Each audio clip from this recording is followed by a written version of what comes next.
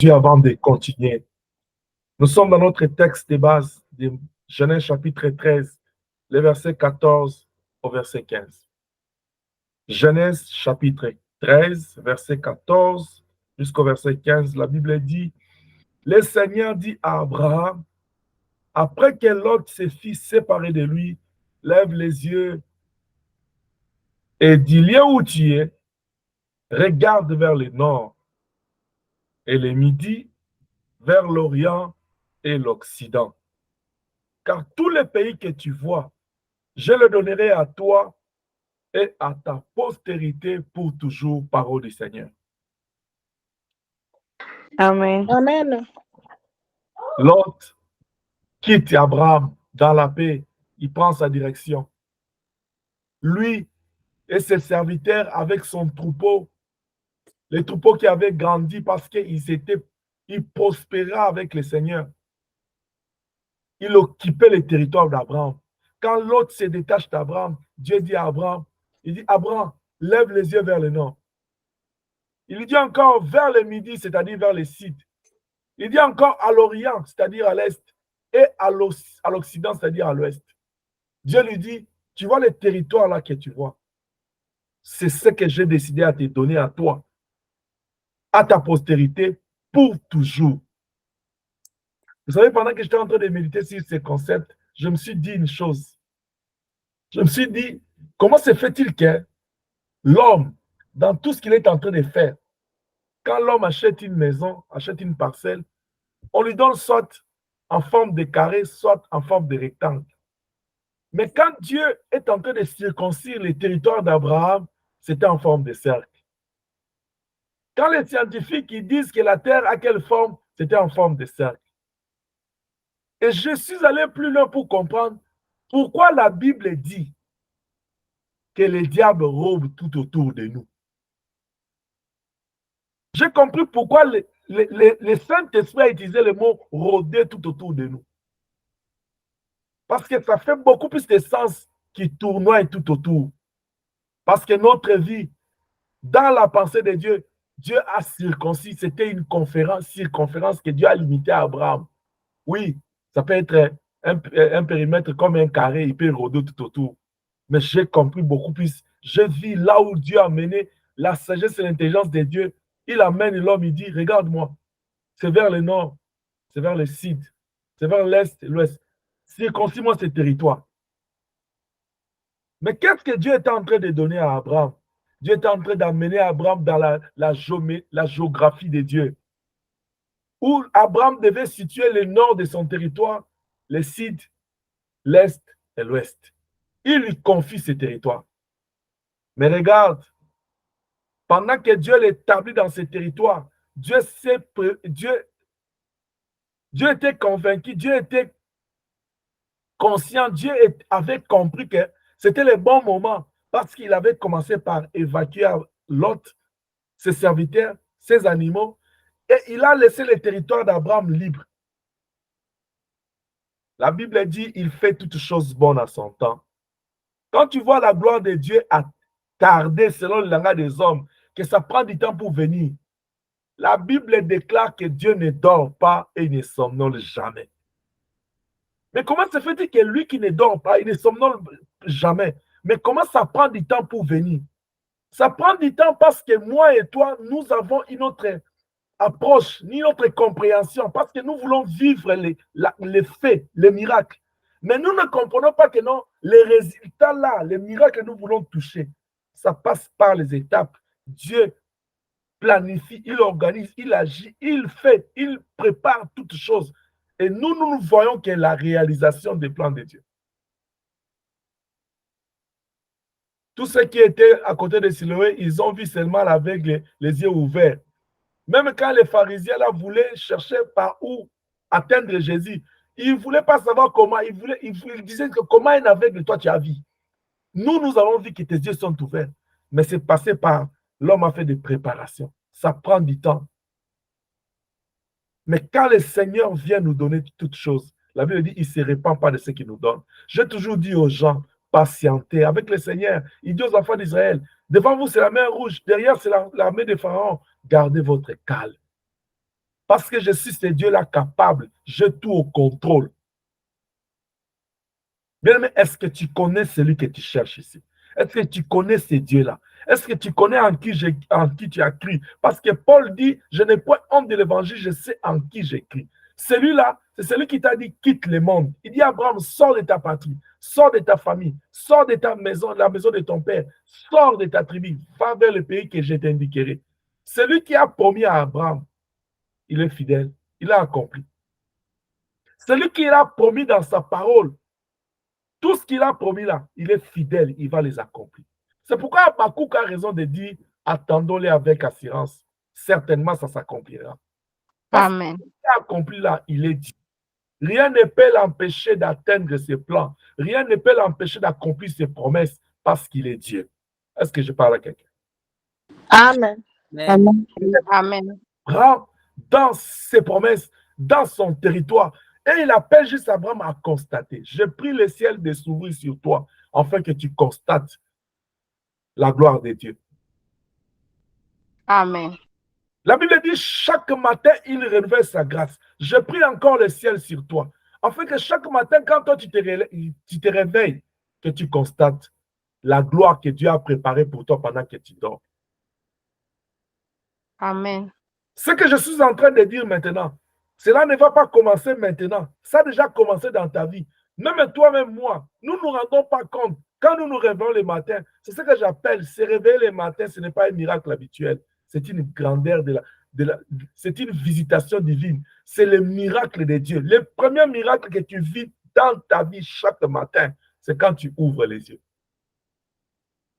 Mais tu n'as jamais appris, même dans ta famille, dans ton entourage, quelqu'un est mort dans le sommeil. Il est parti. Et on vient le regarder comme ça, sans un faciès qui démontre que non, il s'est tourmenté pour mourir. Il y a d'autres personnes, ils dorment sur le sommeil, ils sourient. Dans son sommeil.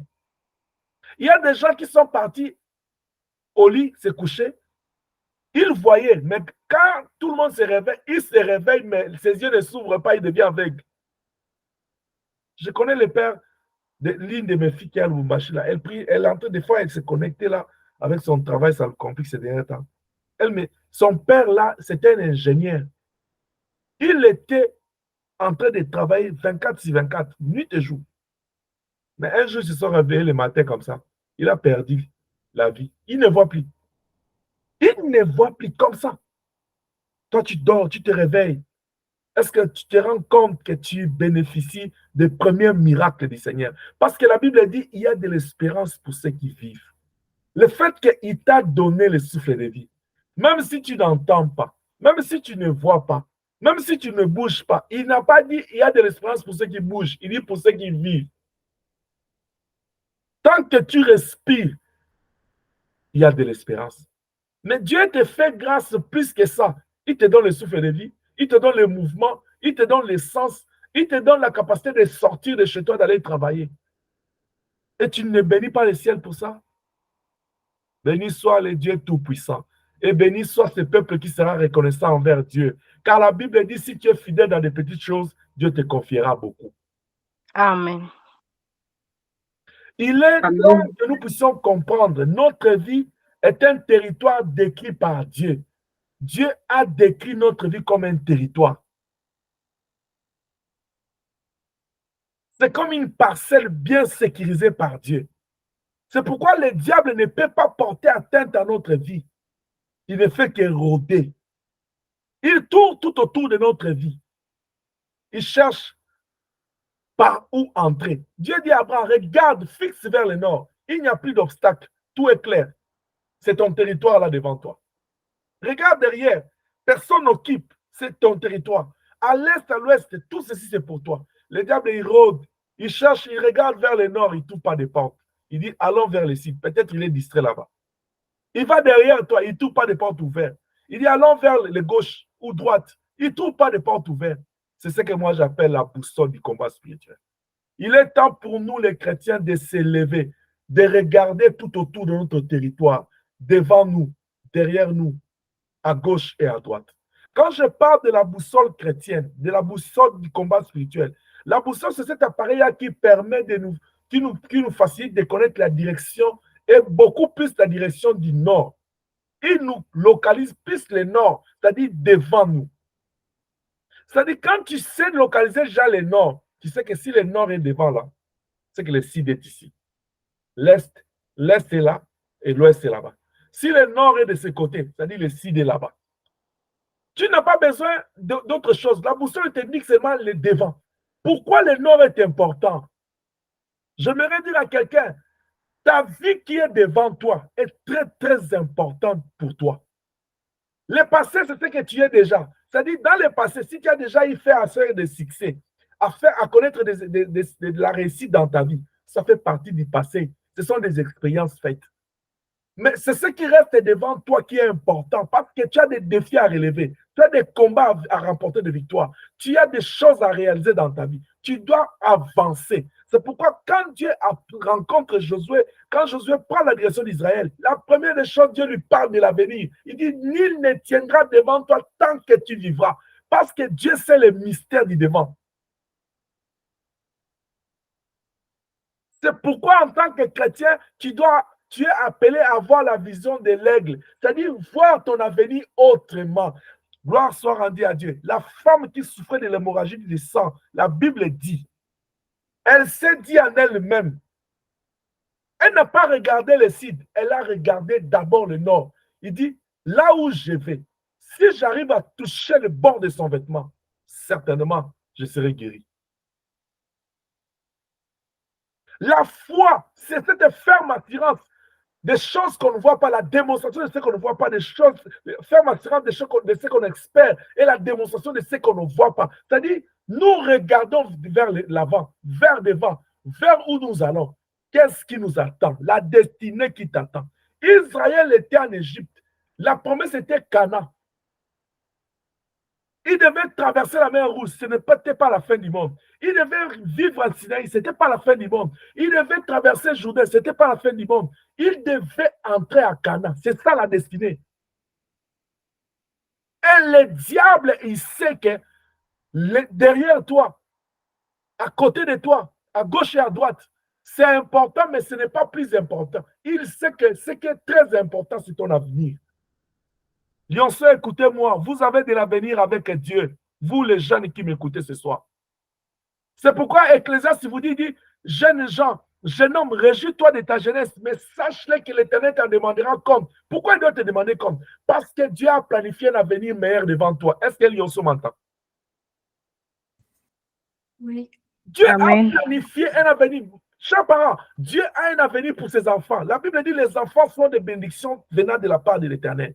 Or, il est écrit, la bénédiction de l'Éternel enrichit. Dieu ne le fait suivre d'aucun chagrin. Il y aura un moment où les parents seront fatigués. Vous serez appelés à prendre le contrôle, à diriger les choses, à s'occuper de... C'est ça votre avenir. Et cela, Dieu l'a planifié. Dieu a planifié votre destinée. Mais le diable, l'adversaire, il sait que non, vous avez, votre étoile brille. Voilà pourquoi il rôde, il cherche à entrer les devants, il cherche à entrer par derrière, il cherche à entrer à gauche et à droite. Son problème, c'est de trouver un petit trou pour s'infiltrer dans ta vie. Pour faire quoi? Détruire, égorger et voler. Le diable connaît bien les circonstances. Il sait bien voir. Il dit, ah, je suis au nord, ça ne marche pas. Je veux me diriger au sud, voir un peu. C'est pourquoi il ne fait que tourner. Il arrive aussi, il trouve que c'est fermé. Il dit, allons vers l'est. Il trouve c'est fermé. Il dit, allons vers l'est. C'est fermé. Retournons encore vers le nord. Il ne se fatigue pas parce qu'il est déterminé à détruire, à voler et à égorger ce que Dieu a mis en toi. Mais sachez-le que le Seigneur qui sécurise ta vie. La Bible dit, celui qui est en toi est plus fort que celui qui est dans le monde. Parce que ta vie est cachée en Jésus-Christ, dans les lieux célestes, à la droite de Dieu le Père. Voilà pourquoi le diable n'arrive pas à t'atteindre. C'est pourquoi vous avez vu, il est allé accuser Job et il a supplié, il a demandé à Dieu s'il pouvait mettre la main sur lui. Parce qu'il a rôdé tout autour, il n'a pas pu. Hier, j'étais en train de vous dire, La Bible nous parle qu'il a séduit Ève. Comme lui, il a le mystère d'Hérodée. Nous comprenons par là que ce n'était pas la première tentative. Il était en train de chercher. Ce n'était pas la première visite. Il était là. C'est pourquoi moi, je l'appelle les visiteurs non invités, imprévus. Il vient là, on ne l'invite pas. Le diable s'est déjà donné comme territoire, comme lieu de séjour tout au long de ta vie. Pas dans ta vie, tout au long. Parce qu'il sait que dans ta vie, c'est le temple de Dieu. Est-ce que je parle à quelqu'un? Amen. Et tu dois te rassurer que ta vie doit être le temple de Dieu. Ta maison doit être le temple.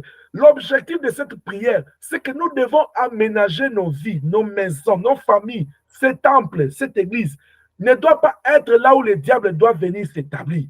Parce que nous avons vu à Thessalonique que la Bible dit que vers le temps de la fin, le ministère de l'iniquité, l'impie va agir jusqu'à aller prendre possession des lieux saints. Nous ne voulons pas lui donner accès ici. Nous allons les chasser loin au nom puissant de Jésus-Christ. Parce que ce territoire doit être sanctifié. Ta vie doit être sanctifiée. Ta maison doit être sanctifiée. Il n'y a que le règne de Dieu qui doit s'établir. Voilà pourquoi Jésus a dit, quand vous devez prier, dites que ton règne vienne. Que quelqu'un dit là où il est, que ton règne vienne. Que ton règne vienne. Dis encore que ton règne vienne. Que ton règne vienne. Laisse que le règne de Dieu descende dans ta vie. Que Dieu règne dans ta maison. Que Dieu règne dans ton travail. Que Dieu règne dans ta santé. Que Dieu règne dans les études de tes enfants. Que Dieu règne dans tes projets. Que l'Éternel règne dans tes combats. Que le Dieu tout-puissant règne. Qu'il règne encore au nom puissant de Jésus-Christ. Jésus-Christ. Amen. Parce que quand il règne, il contrôle tout, il nous sécurise. Marie était en train de dire, je suis une femme à peine fiancée, je n'ai pas connu d'homme. Ça va se passer comment? Et ce que tu me dis là, je n'ai pas connu d'homme. La loi m'interdit. On lui a dit, l'ombre du Très-Haut te couvrait. Il dit, la puissance de Dieu te remplira. Ici, c'est le règne de Dieu. Quand le règne de Dieu vient, il te sécurise. Personne n'a osé lever la main contre Marie. Même quand Joseph pensait se séparer discrètement avec lui, le Seigneur s'est opposé. Il dit, attention, mon règne est là. Les disciples sont allés en mission dans Luc 10. Ils sont retournés. Ils étaient en train de chercher à faire les rapports au Seigneur. Le Seigneur dit, attention, je voyais les diables descendre comme un éclair. Mais je fais descendre mon règne. Mon règne était descendu. Ma puissance était là. Ta vie en Christ est sécurisée. Ta vie en Christ est protégée. Il est celui-là qui te tient à la main. Il dit, ma fille, mon fils, lève-toi et marche. Avance avec moi. La Bible dit, c'est comme dans un miroir, nous allons de gloire en gloire, de victoire en victoire. Je suis en train de te parler de la boussole du combat spirituel. Et vers le nord, là où nous allons pour faire le succès. Nous allons pour la réussite. Nous allons pour la prospérité. Nous allons pour le progrès. Nous allons vers le développement. Nous n'avançons pas pour perdre. Nous ne sommes pas de ceux qui avancent un pas pour la médiocrité. Nous avançons dans la gloire parce que nous sommes des enfants de la gloire. Parce que la gloire de Dieu est sur nous. Nous avançons. C'est pourquoi je t'invite à te laisser conduire par l'Esprit. À ce mois de Pentecôte, laisse que le Saint-Esprit te conduise. Il dit, quand le Saint-Esprit viendra, il me glorifiera. Le Saint-Esprit glorifiera Dieu dans ta vie comment? Il va te tenir à la main. Il va te conduire vers le chemin. La Bible dit, l'Éternel est mon berger. Je ne manquerai de rien. Il me conduit vers les eaux paisibles et me dirige vers le pâturage. C'est-à-dire, lui-même, il te mène vers la bonne nourriture et vers les eaux potables, les eaux paisibles, les eaux limpides où tu prends, tu ne tombes pas malade. Tu peux être dans un village là où il n'y a pas de l'eau potable, mais quand tu prends ça, le Seigneur, il te donne de l'eau pure. Parce que lui, il sanctifie ta vie. Parce qu'il est Seigneur, il est Dieu. Même quand le diable rôde au nord, il rôde au sud, il va vers l'est et l'ouest, l'Éternel, il te sécurise. C'est pourquoi il est de notre responsabilité. De comprendre que non, la boussole nous indique vers l'avant. De comprendre que non, nous devons lever les yeux et regarder. Surtout avoir la vision de l'aigle, voir loin dans notre vie. Bien aimé, la Bible dit, si tu faiblis dans la détresse, ta force ne sera que détresse. Si tu n'as pas une grande vision pour ta vie, tu ne seras pas grand. La grandeur, c'est pour ceux qui ont une grande vision. Si tu n'es pas ambitieux dans ta vie, tu ne seras pas grand dans ta vie. Et c'est alors que tu diras toujours, nous sommes venus accompagner les autres. Moi, je vous ai toujours dit, si tu me dis ça, j'ai dit Alléluia, Hosanna. Parce que moi, j'espère à un Dieu grand, redoutable. Et je sais que tout ce qu'il programme pour moi, quand je dors, je me réveille, j'ai la paix. La plupart des fois, les gens me demandent, mais toi, c'est comme si tu n'as pas de stress. Il gère mes stress parce qu'il est Dieu. Il m'a dit, papi, mon fils, ne t'inquiète de rien. En toutes choses, fais-te connaître tes besoins en Dieu. Quand ça m'arrive, les problèmes, je les dis à mon Dieu, je dis Alléluia, Hosanna, béni soit ton nom. Je prie, je supplie le Seigneur, je fais des actions de grâce. Et quand j'adore le Seigneur, je lui présente mes actions de grâce, c'est fini. Parce que quand je l'adore, là, je suis confiant que non, il est capable de faire ce que j'ai demandé. Et je ne m'inquiète plus. J'aime le Seigneur Jésus-Christ. Il se présente devant la tombe. Il dit à Dieu, il dit, Père, je te rends grâce de ce que tu m'as toujours exaucé. Est-ce que tu peux arriver là? Est-ce que tu peux compter le nombre de prières que Dieu a accompli dans ta vie personnellement? Et particulièrement ce que tu as fait pour ta famille, pour les autres. Dieu a écouté ça. Est-ce que tu peux commencer quand tu pries, que tu aies confiance à tes prières, tu dis, Seigneur, je te rends grâce parce que tu m'as toujours exaucé. Mais si je prie, c'est parce que toi, tu as dit, demandez, vous sera donné. Lui, il a dit, si je prie, c'est à cause de cette foule. Parce que ces foules sachent que tu as toujours écouté mes prières. Mais toi, quand tu pries là, tu dis, je prie parce que tu m'as dit de demander. Je prie parce que tu m'as dit de ne pas m'inquiéter, que je puisse te supplier. C'est pourquoi je parle. Je prie parce que j'obéis à ta parole. Mais je sais en priant que tu m'as toujours exaucé. Pendant ce moment-là, quand tu te réveilles le matin, regarde devant toi. Ne regarde pas derrière. Je vais te parler de la vision en arrière, mais ce jour, j'insiste sur les combats du Nord. Nous devons combattre pour la destinée de nos enfants, chers parents. Nous devons combattre pour la destinée de nos familles. Nous devons combattre pour la destinée de notre Église. Nous ne devons pas voir l'Église mourir. Nous sommes là. Vous savez, chrétiens, quand je parle des chrétiens, je ne parle pas seulement de vous, de plus près de toi. Je m'adresse aux chrétiens du monde entier. L'Église du Seigneur est en train d'être anéantie, est en train de mourir. Nous, les chrétiens, nous sommes là seulement en train de nous plaindre, en train de disputer, en train de nous jalouser, en train de nous tuer, de nous empoisonner. Mais l'Église du Seigneur est en train de mourir. L'Église est en train de perdre sa force à cause du fait que l'homme, le diable est entré dans l'Église. Il a emprisonné l'homme fort, l'unité. L'amour n'existe plus. Nous sommes là. Et nous lui avons laissé la place d'agir. Non. Lève tes yeux, regarde vers le nord. Bien aimé, pendant que je parle, je vois une image devant moi. Est-ce que si tu es dans ta maison et tu es assis, tu vois la saleté dans ta maison, ou bien tu vois quelque chose qui n'est pas avec laquelle tu n'es pas confortable, même une mouche, même un cancrela là, tu vas faire tout pour les tuer ou les faire sortir, les dégager dans ta présence. Mais quand tu lèves les yeux devant, tu vois qu'il y a un combat, il y a une barrière, qu'est-ce que tu fais? Tu es là, un enfant de Dieu en train de pleurer. La Bible dit dans 1 Pierre 5, 8, votre adversaire rôde comme un lion cherchant qui dévore. La Bible dit, résistez-lui. Le Seigneur a besoin des serviteurs, des servantes de résistance. Est-ce que je parle à quelqu'un? Amen. Tu ne peux pas vaincre les combats de la destinée sans la résistance. Parce que la vie est toujours habitée de mers rouges, de déserts, des problèmes, des Jourdains, jusqu'à atteindre le pays de Canaan. Il y a eu 67 campements. À chaque campement, il y avait des épreuves et des réalités. Même quand tu manqueras de l'eau, Dieu te fera sortir de l'eau, tu vas boire. Même quand il n'y aura pas de pain, lui-même le pain de vie viendra. Mais qu'est-ce que tu dois faire? La Bible dit que celui qui est en toi est plus fort que celui qui est dans les mondes. Il faut lui résister avec une foi ferme. Parce que nous n'avons pas à combattre contre la chair et le sang. Peut-être quand je parle là, tu n'es pas en train de réaliser tout autour de toi, ils sont combien en train de tourner. Quelle est l'armée? Quel est le dispositif que le diable a placé tout autour de ta vie? Ils sont là en train de tourner. Vous savez, il y a des gens, ils ne peuvent pas quitter la prière. S'ils quittent la prière, c'est la fin de sa vie, c'est la souffrance. Est-ce que c'est ton cas? Parce que le diable peut placer ses mystères au nord de ta vie. Il y a les autres au sud, il y a les autres à l'est, il y a les autres à l'ouest. Tu es comme entouré, assiégé. Mais même si tu es assiégé, 1 Chronique chapitre 20, Josaphat aussi était assiégé, mais l'Éternel a combattu pour lui. Même le combat, quand on vient t'assiéger, le Seigneur va te donner la victoire. Je vais terminer et te laisser le temps de prier maintenant. Maintenant, qu'est-ce que tu dois faire? Parce que tu dois avancer vers le nord. Oh, lève ta main, lève-toi dans la prière. Parce que nous n'avons pas à combattre contre la chair et le sang. David est arrivé sur le champ de bataille dans 1 Samuel 17. Il a vu un incirconcis qui est en train de citer le nom de l'Éternel. Voici la présence des esprits qui avaient habité cet homme.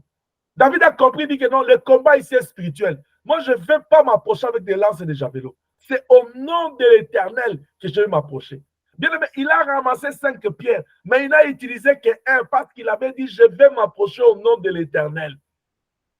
Ce soir, je t'invite de ramasser les 5 pierres de David. Je t'ai dit, le nom de l'Éternel. C'est au nom de Jésus. La Bible dit, parce qu'il a vaincu à la croix, son nom a été élevé au-dessus de tous les noms. De telle manière que quand on cite le nom de Jésus-Christ, tout genou fléchira. Au nom de Jésus-Christ, je le confesse dans ta vie, que tout genou fléchisse ce soir, que ton avenir, ta destinée, soit libre au nom de Jésus-Christ. Amen. Tu dois te lever ce soir pour aller balayer ton avenir au nom de Jésus. Renverser les murailles de Jéricho, les montagnes, déplacer les montagnes. C'est au nom de Jésus. Il doit se soumettre, quel que soit le nom de ta maladie, quel que soit le nom de ta situation. Au nom de Jésus, tout genou fléchira. Si David avait utilisé une seule pierre, je t'invite, à cause de la colère spirituelle, là, il utilise même l'autre, les 5. Deuxième pierre de David, c'est la parole de Dieu. Il a dit que la lumière soit, la lumière fille. La Bible, c'est en croyant du cœur qu'on parvient à la justice, c'est en confessant de la bouche qu'on parvient au salut. Confesse la parole de Dieu, parce que dans la parole de Dieu, Pierre a dit, tes paroles sont esprit et vie. Quand tu confesses la parole de Dieu, il y a la vie qui naît là où il y avait la mort. Il y a la bonne santé qui entre là où il y avait la maladie. Dis au diable, il est écrit. Il va se soumettre parce que la parole de Dieu, c'est Dieu lui-même. Amen. Amen. Tant que la parole de Dieu est à notre possession, nous devons vivre la puissance de la parole. Paul dit, la prédication de la croix est une puissance de Dieu pour les saluts quiconque croit. Nous croyons en quoi? La parole de Dieu. Parce que je parle de la croix, troisième pierre de David, c'est la croix de Jésus-Christ. Là où il a vaincu les dominations, les autorités, les a produits en spectacle. À la croix, il a créé tout est encore. Rappelle au diable à la croix. Si Jésus est mort, c'est pour que ta destinée soit libre. Je suis en train de libérer la destinée de quelqu'un, de dégager la destinée de quelqu'un ce soir. Au nom de Jésus-Christ. que ta destinée soit libre. À Amen. cause de la croix. Et nous parlons de ton mot qui est libre parce que Jésus est mort et il est ressuscité. Parce que je parle de la croix. Quatrième pierre de David, c'est le sang qui a coulé. Le sang de Jésus. Oh, en Égypte, ils ont appliqué le sang de l'agneau, mais nous appliquons le sang de Jésus. À cause de ce sang, nous avons la victoire. Car la Bible dit, sans effusion du sang, il n'y a pas de pardon. Mais nous, avec le sang de Jésus, nous avons le pardon et la délivrance. Que la délivrance entre dans ta vie. Que le sang de Jésus coule sur toi maintenant. Que cela coule sur ta maison. Que cela coule sur ta maladie. Que la délivrance te soit accordée au nom puissant de Jésus-Christ. Amen. La dernière pierre. Jean voit Jésus venir. Il dit, voici l'agneau de Dieu qui ôte les péchés du monde. C'est de lui que je vous ai dit. Il était avant moi, il vit avant moi, mais il vient après moi. Mais lui là, moi je baptise d'eau. Lui, il baptise du Saint-Esprit et du feu. Alléluia. Amen. La cinquième pierre, c'est le feu du Saint-Esprit. Nous allons libérer le feu devant nous. Nous allons libérer le feu. Oh, que le feu des 2 Chroniques descende ce soir. Le feu qui avait dissipé, qui avait tué tous les ennemis de Josaphat. Je suis en train d'invoquer le feu dans ce temple ce soir. Je suis en train d'invoquer le feu dans ta vie. Lève-toi là où tu es. Commence à utiliser les 5 pierres. Dirige-toi vers ta destinée. Combat les combats de ta destinée. Commence à faire les ratissages devant toi, devant ta maison, devant ta famille. Tout ce qui bloque la prospérité dans ta vie. Tout ce qui bloque la progression. Commence à prier pendant que je parle. Lève ta voix. Commence à prier. Que la puissance de Dieu descende là où tu es. Bien-aimé, que la puissance de Dieu descende. Que la puissance de Dieu descende. toi. Que la puissance de Dieu descende. Commence à prier là où tu es. Commence à prier là où tu es. Que la puissance de Dieu. Oh, entre dans ta destinée. Regarde bien les bords. Regarde bien devant toi. Qu'est-ce que Dieu est en train de faire? Dans le nom de Jésus.